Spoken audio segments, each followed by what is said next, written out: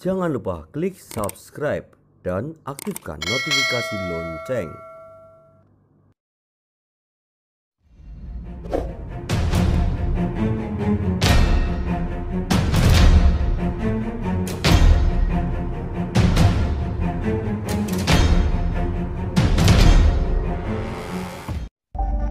Acara ini dipersembahkan oleh Pekam Rukyah Jogja, terapi syar'i sesuai sunnah Nabi, pengobatan medis dan non-medis, Jalan Luwanu 44 Yogyakarta. Telepon 0823 1347 7172.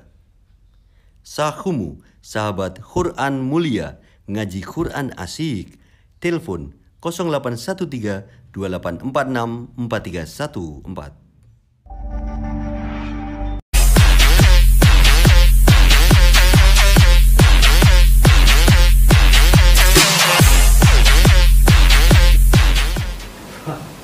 Saya sukses ya Mas Ayu. Sukses. Baru rekaman deh. Wih. Sik lagu ini sik kapanan ini sik piye? Aku apa persen? Sik campur sari ya. Campur sari ya. Sik buing ya. Kepiye coba di. Ini kan Mas Ayo, kan pengen ayo. dulu ya Mas. Saya pengen dengarkan. Pengen dengar. Pengen Jawa ya. coba. Dengar campur sari. Klasik. Klasik. Iya itu. Nah, Iya, diajari ya Mas. Ndak pundi Mbak Ayu, badhe tindak pundi, katingaren tindak wae ra numpak taksi. Ngene kuwi. aku kok diajari Mas. Coba sik. Aku bareng iki Mas. Heeh. Misalan piye Mas? Ndak pundi Ndak pundi Mbak Ayu badhe tindak pundi. Nah, ini bener. Kadingaren tindak bae ora numpak taksi. Wih, kok jadi mleto ya? Gak kepiye Mas? Ndak Pundi Mbak Ayu badhe tindak pundi, katingaren tindak wae. Oh, rada sithik to Mas. Rada sithik makasih. Aku baca dulu. Sik. Ndak pundi Mbak Ayu badhe tindak pundi. Betul sithik to Mas. Iya. Kadingaren tindak bae. Koclok Ibu. Coba kowe. Wah, iki sih kene. Ayo. Ngene iki Mas. Kene. Kaya nganu sik manake tempat duduke Mas. Ora kemampuanmu kuwi. Coba kowe. Ya ini contoh nih sik. Tindak pundi Mbak Ayu badhe tindak pundi. Tindak wae kok ora Lho, kepala salah. Tindak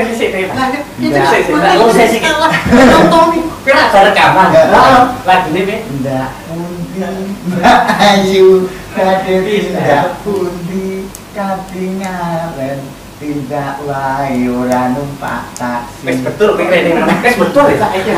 Diajari. Wis betul. Diajari. Tindak pundi Mbak Ayu badhe tindak pundi, katingaren tindak wae ora numpak taksi. Betul dah. Betul. Mbak Ayu. Tak slenger kowe. Mbak Ayu, ndak pundi. Oh. Ndak pundi Mbak Ayu aja tidak pundi. Kadingaren dhewean kok ora numpak taksi ya. Kok ya duwe. Iso. Aku kudu iso. Artinya sing iso iso kok kudu iso. Kudu iso. Lah, kudu iso. Aku kudu iso, Mas. Terima kasih sana Mas. Gimana? Pisaran nih. Ndak pundi. Ndak pundi Mbak Ayu. Tadi tidak pundi. Dan jadi iya. telah kadingaren tindak bae ora numpak taksi. Nah, itu bener. Heeh. Ndak pundi Mbak Ayu tadi tidak pundi. Eh. Kadingaren tindak bae ora numpak taksi. Oh, cak kocok. Lagatif. Ya. Lah, ketemu dicoba Izai. Izai.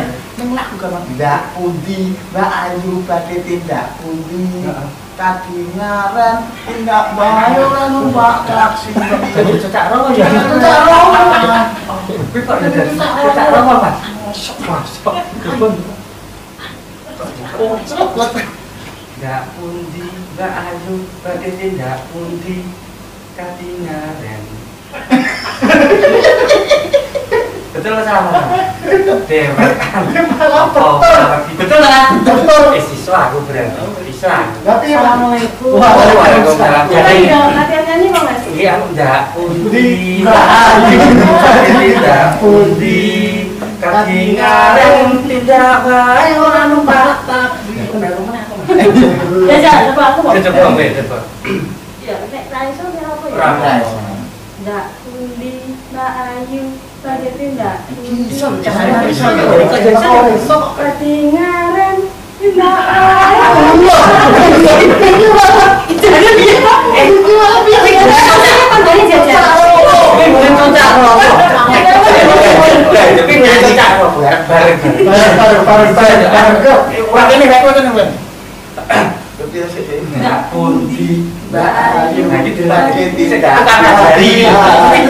Kadingaren kok dhewe ora numpak taksi.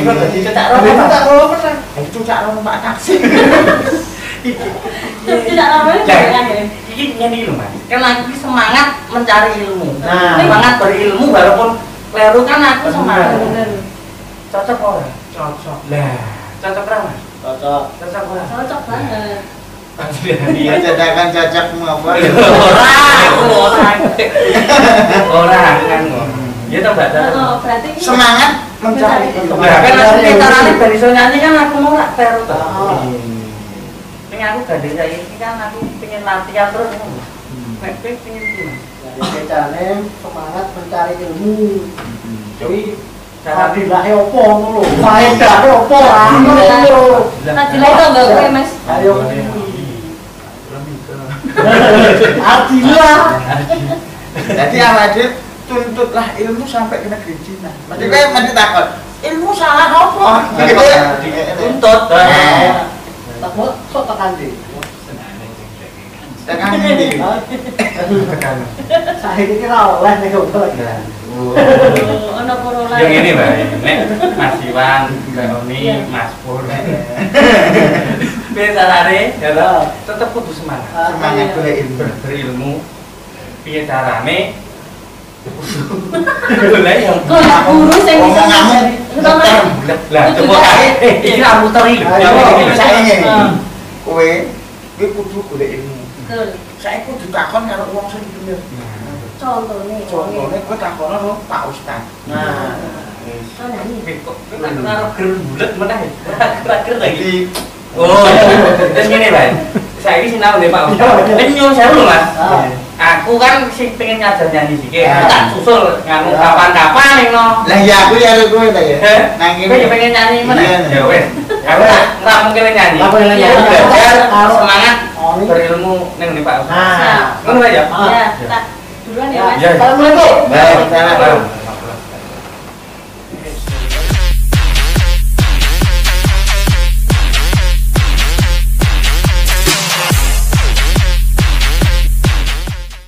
Aduh. Ini tak WA ke malah Ustadz katanya kok di sini masih bentar lagi ini Mas. Saya malah tujuannya tadi di rumah ini ya.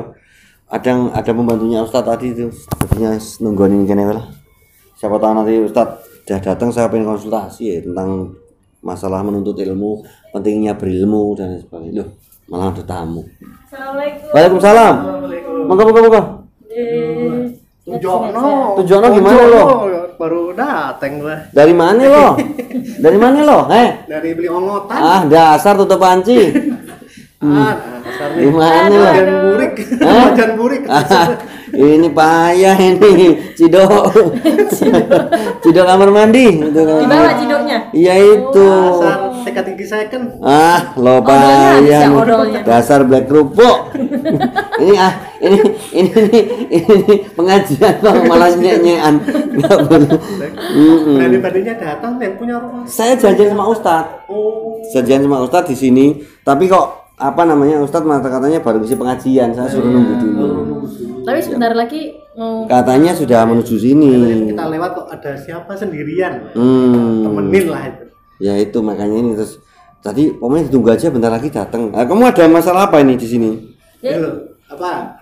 ya. Cek. Siapa? Masalah ini, Mm-mm, Mas, kok main. apa kita tuh juga pengen belajar biar tambah ilmunya tuh gimana, biar kita tuh tetap semangat untuk mencari ilmu tuh gimana gitu. Kok sama, saya kepengen tanya-tanya tentang bagaimana semangat biar kita berilmu, semangat mencari ilmu dan lain sebagainya. Saya nunggu Ustadz ini. Benar, ada nggak keuntungannya dengan mencari ilmu? Nah itu loh. Pahalanya seperti apa lah itu? Itu Saya yang pengen mau tahu itu.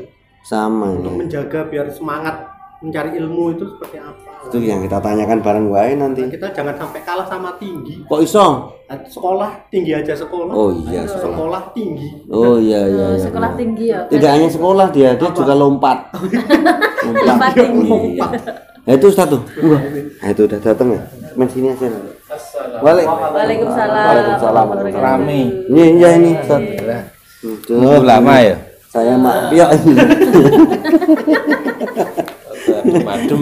Lumayan nih 11 paket saya mak piok. Nah ini habis dicuci ternyata tadi sama yang bantuin di tempat Ustadz tuh jadi agak teles gitu. Tapi belum kering gitu ya. Dekat telepon baru kering katanya. Ini loh Ustadz tadi kok kebetulan ini saya tadi di sini nunggu Ustadz tadi kan habis ngisi pengajian terus ini berdua tuh juga pertanyaannya kok ya bodoh gitu. Janjian itu tadi kan briefing dulu tadi. Janjian tema Ustadz. Temanya Pokoknya nanti kita kalau ketemu Ustadz bahas ini gitu. Itu loh apa ya semangat berilmu apa Iya, ya semangat kita berilmu itu bagaimana biar muncul dalam diri kita atau apa ya girohnya itu. Iya. Ya, orang semangat itu kan karena ada motivasi. Motivasi atau dorongan itu karena ada sesuatu yang menguntungkan atau bermanfaat. Iya, betul. Jadi berkaitan dengan ilmu atau berilmu itu ada banyak penjelasan Quran, hadis, para ulama gitu yang memberitahukan tentang keuntungan orang yang berilmu, keuntungan dan manfaat mengajarkan ilmu, keutamaan orang-orang yang berilmu. Nah, itu harus diketahui, difahami sehingga memunculkan semangat tadi. Itu. Misalnya kok Mas Tiawan kesini, pasti ada keinginan atau keuntungan yang diperoleh. Kepengen dapat dapat penjelasan tentang masalah ini. Mbak Oni, Mas Iwan juga begitu. Kok sampai di sini kok ya dilakoni apa tuh misalnya itu. Nah itu kemudian mendorong untuk melakukan sesuatu yang kita ngerti manfaatnya apa, keuntungannya apa, yang saya peroleh apa gitu. Nah berkaitan dengan ilmu Islam agama kita ini menjelaskan bahwa pertama ilmu itu sangat mulia, sangat agung kedudukannya sehingga orang yang berilmu itu sampai disebutkan bersamaan dengan Allah dan para malaikat. Misalnya di ayat 18 surat Ali Imran. Allah berfirman begini, syahidallahu annahu la ilaha illa huwa wal malaikatu wa ulul ilmi qa'iman bil qisti. Artinya Mas Iwan. Artinya karena setiap ayat mesti saya tanyain Mas Iwan, Mas Bata langsung mesti pucet loh. Terus artinya Allah, para malaikat dan orang-orang yang berilmu memberikan kesaksian bahwa tidak ada Tuhan yang berhak disembah selain Allah. Artinya untuk memberikan kesaksian terhadap kalimat tauhid, kalimat yang paling agung la ilaha illallah, Allah menyebut dirinya, malaikat dan orang berilmu. Jadi yang saya sebut tadi pertama disebut bersamaan dengan penyebutan Allah dan para malaikat. Saya Mas Tiawan disebut namanya bareng dengan penyebutannya Pak Bupati, bareng penyebutannya dengan Pak Presiden, Republik Indonesia, Bupati mana gitu, kemudian Mas Tiawan disebut bersama. Itu artinya dimuliakan. Nah, orang yang berilmu ini disebut namanya bersamaan dengan nyebut Allah dan para malaikat. Ini menunjukkan keutamaan orang berilmu, tingginya derajat orang berilmu. Yang kedua di ayat ini orang berilmu memberikan kesaksian terhadap kalimat yang paling agung yaitu la ilaha illallah. Kalau kita tahu betapa agungnya, betapa mulianya orang berilmu, ini pasti kita terdorong, termotivasi untuk menjadi orang yang berilmu. Gitu. Nah, untuk jadi orang berilmu maka harus sinau, mencari ilmu. Ya. Nah, lalu disebutkan lagi di dalam satu hadis bahwa seseorang yang keluar dari rumahnya untuk mencari ilmu, maka nilainya sama dengan fi sabilillah, dia berada di jalan Allah. Ya. Liman kharaja li talabil ilmi fahuwa fi sabilillah hatta yarji. Barang siapa keluar dari rumahnya untuk mencari ilmu, maka dia berada di jalan Allah sampai dia pulang kembali.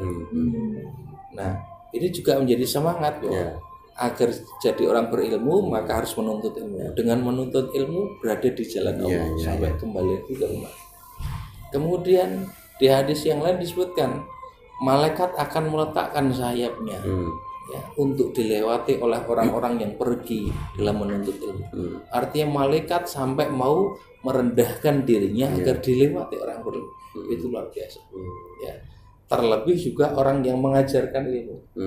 Ya, Nabi SAW mengatakan orang yang mengajarkan ilmu, mengajarkan kebaikan, maka akan didoakan oleh seluruh makhluk. Para malaikat mendoakan sampai ikan yang ada di lautan, semut yang ada dalam lubangnya, semua mendoakan orang yang mengajarkan ilmu. Jadi ini banyak sekali. Ya. Nah, kemudian saat sampai di majelis ilmu, tempat untuk belajar seperti ini. Duduk-duduk mengkaji ilmu, sumbernya Quran, hadis Nabi, kemudian dipelajari. Maka Allah mengatakan nazalat alaihimus sakinah. Allah turunkan ke dalam majelis itu sakinah, ketenangan. Saking tenangnya turun. Biasanya gitu, terus ngantuk. Artinya kalau kita sudah di majelis itu rasanya ayem. Lali nek duwe utang bareng. Iya sih benar. Jadi tenang sekali Allah. Pantesan mantau majelis ilmu terus tuh. Dia melali utang. Salah niat dia. Harusnya kan. Kemudian wa hafadhumul malaikah, dikelilingi oleh para malaikat mendoakan orang yang ada di majelis itu. Wa ghasyyatumur rahmah, diliputi rahmat Allah, kasih sayang Allah. Wa dzakarahumullahu fiman indah, dibangga-banggakan oleh Allah di hadapan para malaikat. Wah, jadi ini hanya beberapa saja dari penjelasan tentang keutamaan ilmu, keutamaan orang berilmu, keutamaan menuntut ilmu. Jadi banyak sekali. Oke, nanti kita lanjut lagi Ustaz. Pemirsa, ini masih banyak akan kita bahas dengan Ustaz Sigit tentang semangat berilmu. Nanti di sesi selanjutnya, jangan kemana-mana, kita balik lagi setelah yang berikut ini.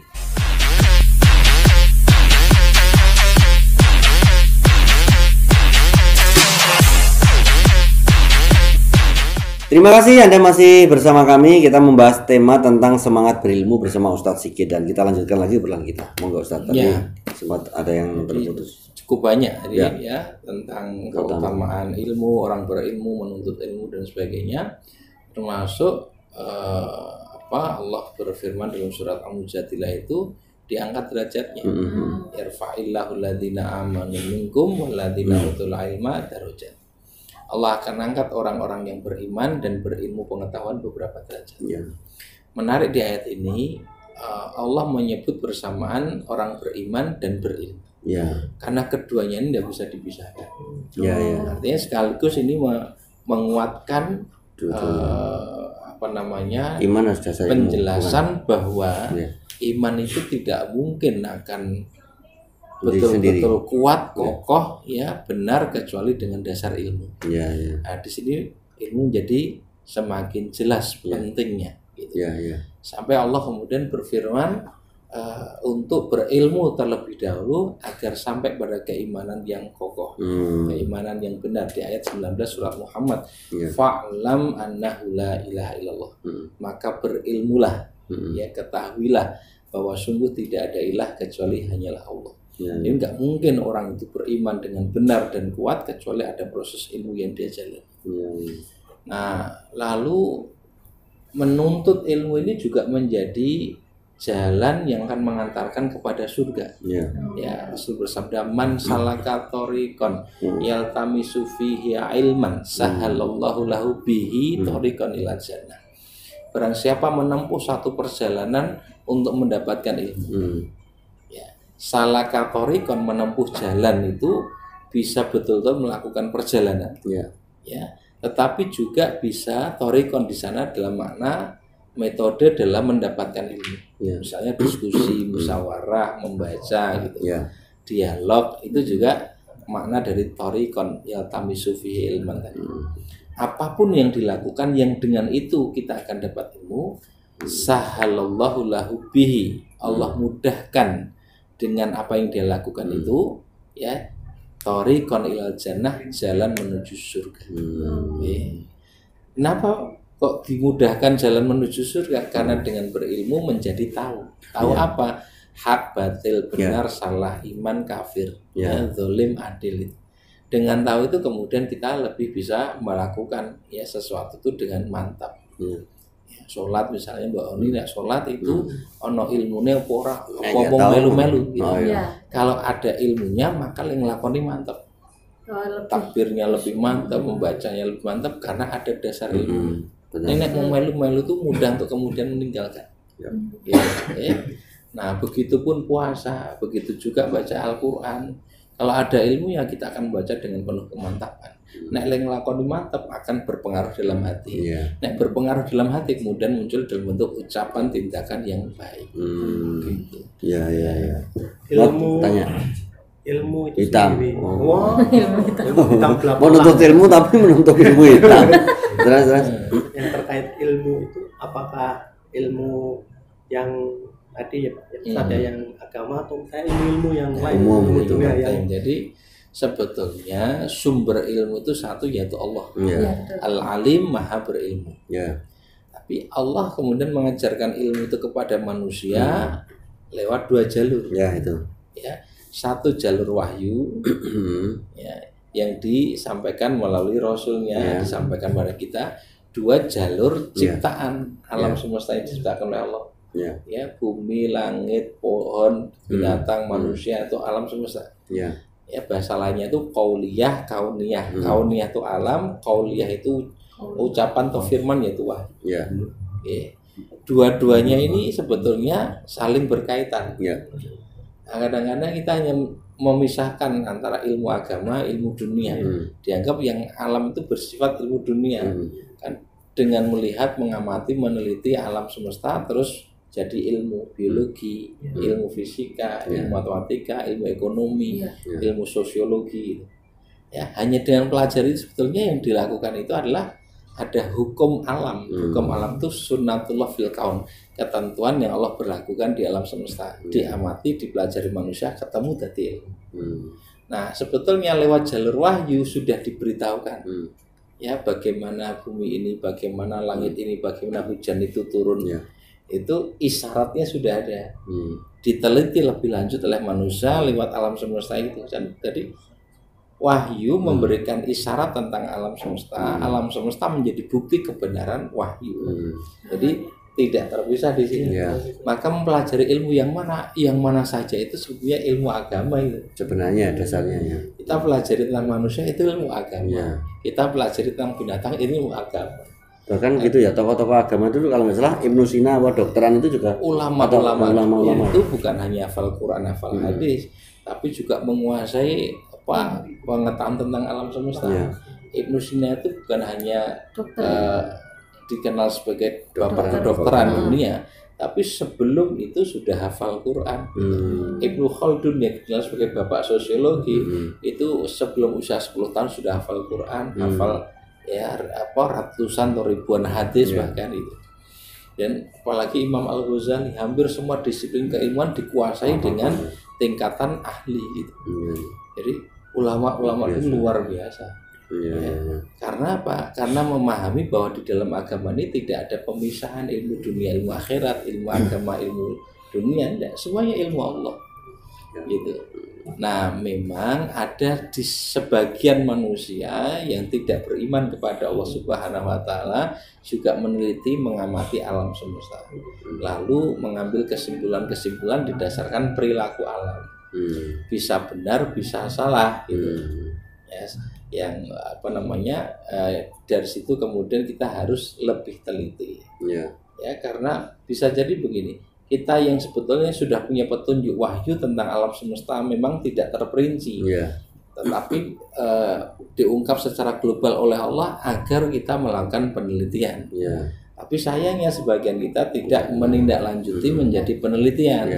Orang lain yang tidak mengimani Quran melakukan penelitian. Ya, penelitiannya bisa benar, bisa salah. Nah, maka harus coba untuk disorot, ditimbang-timbang dengan Quran dan Sunnah Nabi. Kalau memang itu hasil dari pemikiran manusia. Gitu. Quran Sunnahnya pasti benar, tapi hasil penelitian manusia bisa benar, bisa salah, ditimbang dengan Quran dan Sunnah Nabi. Idealnya orang yang memahami menguasai Quran Sunnah itu melakukan follow up, tindak lanjut dengan meneliti apa-apa yang disebutkan dalam Quran dan Sunnah. Terima kasih sekali Ustadz. Dan ini kita sampaikan juga intisari atau kesimpulan dari obrolan kita tentang bagaimana semangat berilmu ini. Sebagai penutup kami persilakan. Jadi memang luas sekali bahasan tentang ilmu ini, tapi setidaknya kita harus mengetahui keutamaan tentang ilmu ini. Ya, bahkan semangat berilmu. Kenapa? Karena dari sinilah kemudian kita akan mendapatkan banyak sekali pengetahuan, pemahaman sampai menjadi peradaban. Ya, manusia yang sangat luar biasa ini karena semangat berilmu. Nah, apa saja yang disebutkan dalam Quran dan Sunnah atau di dalam agama kita ini tentang keutamaan ilmu, orang berilmu, mengajarkan ilmu, majelis ilmu dan sebagainya. Cukup banyak diantaranya. Satu, ya. Ilmu ini penting karena memang orang yang berilmu itu dimuliakan oleh Allah Subhanahu wa taala. Ya, disebut orang berilmu itu bersamaan dengan penyebutan Allah dan para malaikat untuk memberikan kesaksian terhadap kalimat yang paling agung, la ilaha illallah. Yang kedua, orang yang mengajarkan ilmu itu didoakan oleh seluruh makhluk.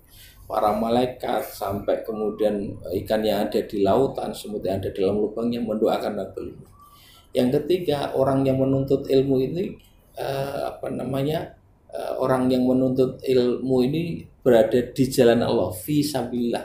Jadi dia dinilai fi sabilillah sampai pulang kembali ke rumah. Yang keempat, orang yang berilmu ini benar-benar diridhoi oleh Allah Subhanahu wa taala sampai malaikat pun akan merendahkan sayapnya untuk dilalui orang-orang menuntut ilmu. Majelis yang kelima, majelis ilmu itu akan mendapatkan ketenangan dari Allah, diliputi rahmat dari Allah, didoakan para malaikat, dibanggakan oleh Allah di hadapan para malaikatnya. Gitu. Kemudian ilmu ini menjadi dasar iman kepada Allah, sehingga iman itu akan tumbuh, berkembang menjadi kuat, menjadi sangat kokoh karena aktivitas berilmu. Ya, dengan ilmu ini pula maka amal-amal kita akan punya nilai bobot, ya, sehingga tidak sekedar dilakukan sebagai rutinitas atau formalitas belaka, tetapi ada penghayatan yang kita lakukan dari amal yang kita kerjakan itu, sehingga tidak saja menjadi baik pengamalannya, tapi juga memperbaiki keseluruhan perilaku. Saya kira begitu. Terima kasih sekali Ustadz, dan demikian tadi pemirsa untuk intisari dari obrolan kita kali ini, temanya tentang semangat berilmu. Kita jumpa lagi di lain kesempatan. Mohon maaf kalau ada salah-salah kata. Wassalamualaikum warahmatullahi wabarakatuh. Waalaikumsalam warahmatullahi wabarakatuh. Acara ini dipersembahkan oleh Pekam Ruqyah Jogja, terapi syar'i sesuai sunnah Nabi, pengobatan medis dan non-medis, Jalan Luwanu 44 Yogyakarta. Telepon 0823 1347 7172. Sahumu, sahabat Quran mulia, ngaji Quran asik.